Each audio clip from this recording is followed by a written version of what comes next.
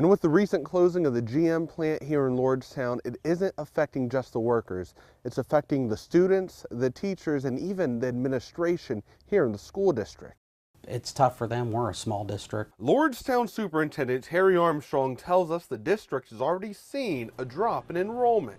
When the third shift was removed and then the second shift was removed, we started to see a little bit of that already, of people relocating. He says the school district has already lost between 10 to 15 students, and the number may be on the rise. And we came up with about 50 to 75 names of students that we think will be impacted by this directly. Students here, like Colin Himes, a senior at Lordstown High School, are finishing out their school year, despite his father's transfer to Tennessee. So he knew that he had to move away, and it was pretty heartbreaking for us. Colin just recently signed to play soccer at Hiram and says it was tough without his dad being there on signing day. For my signing for soccer, homecoming, prom, all these memories coming up, it was definitely pretty upsetting that he couldn't be here for it. There's not a lot a school can do financially, but we're going to do everything we can. We've started a community pantry that not just GM workers, but anybody in our community can take advantage of. We have food, we have clothing. Armstrong says the district and the Lordstown community is still holding on to hope for the now empty GM plant. We hope Lordstown General Motors decides to, allocate a car here in the future. We see these kids every day. They're the kids that can make the new cars. We're in Dover today at Next Gen Automotive, and the owner and the head mechanic isn't your typical 20-year-old, and guess what?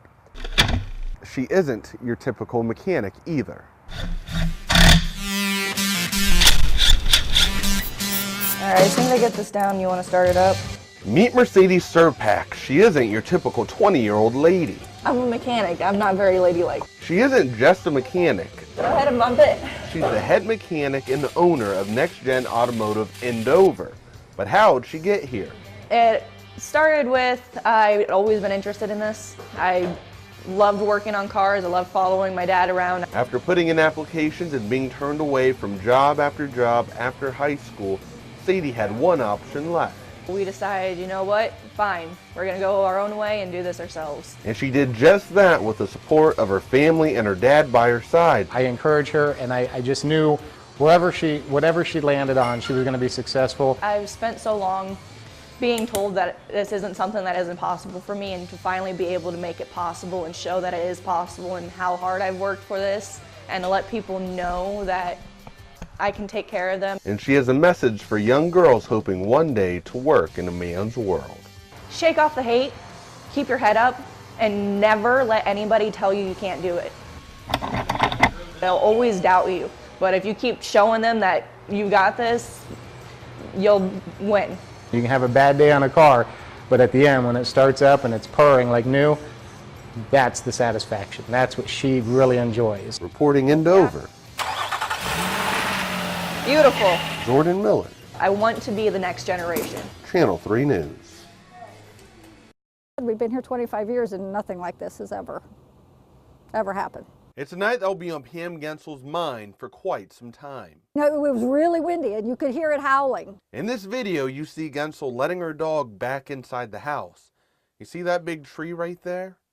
Well, just 10 minutes later, it came crashing into her home. And I was just about to put pizzas in the oven and we heard the crash. Everybody scrambled to find each other inside. Thankfully, everyone was on the opposite side of the house. Gensel gets choked up at the thought of her youngest son even being in his bedroom when the tree came tumbling down.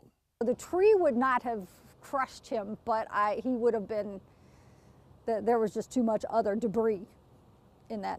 I can't even think about it. And for the time being, Gensel and her family, they're staying in a neighbor's house until their home is repaired. It would have just been a matter of time. Reporting in Akron, before we would have been in bed. Jordan Miller. It would have been a different outcome. Channel 3 News.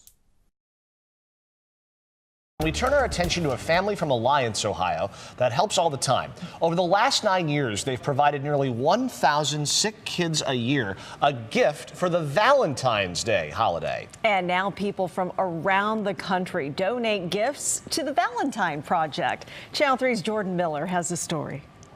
Welcome to the Valentine House, where care packages are made with love, Good job. hope, Is she gonna like this when she gets to open that? and happiness. Awesome, awesome. And boxes are shipped to sick children in Ohio. Kids whose lives are really different, turned upside down by a serious diagnosis, can often dread Valentine's Day.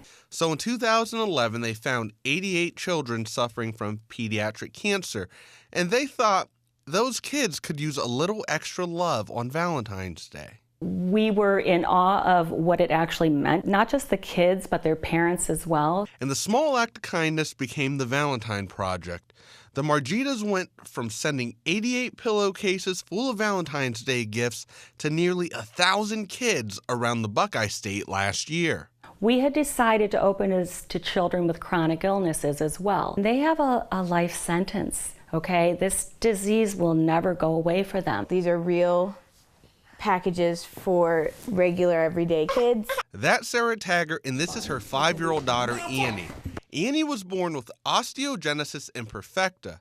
Sarah then contacted the Valentine Project, and she couldn't believe her ears when she heard that they offered a service for chronically ill children too. She was moved to tears because her child is not terminal and her child doesn't have cancer, but she has a very serious illness and doesn't qualify for many programs that are out there. Much happiness to know that there's so many people out there that care so much and are willing to make these packages for complete strangers. Every child in the home will get a one-of-a-kind gift. It includes the siblings because truthfully, in our opinion, they're really the unsung heroes. Each year, the Valentine House overflows with donated gifts, and it takes a team of volunteers to stuff the pillowcases and get them on their way. It just warms my heart how many good, kind, generous, compassionate people are in the world. Reporting in Alliance, willing to put together a beautiful package. Jordan Miller. For a child they're never going to meet. Channel 3 News.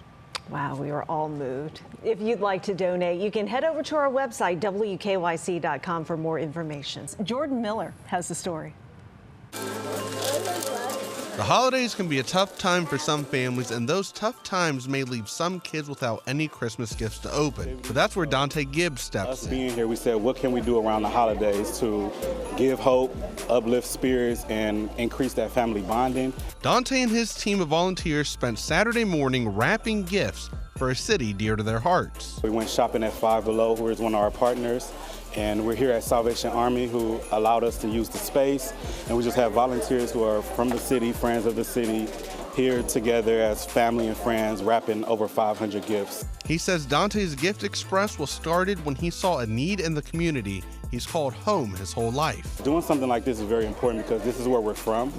East Cleveland, a lot of times, it's a lot of negativity. To Dante, it's more than just handing out gifts. They've seen us grow up. And so to see us back and just giving that joy is really just an amazing feeling. At a later date in December, right before Christmas, members of Dante's Gift Express will hit the streets of East Cleveland to hand out gifts. So typically in the past years, we did about 200 a year.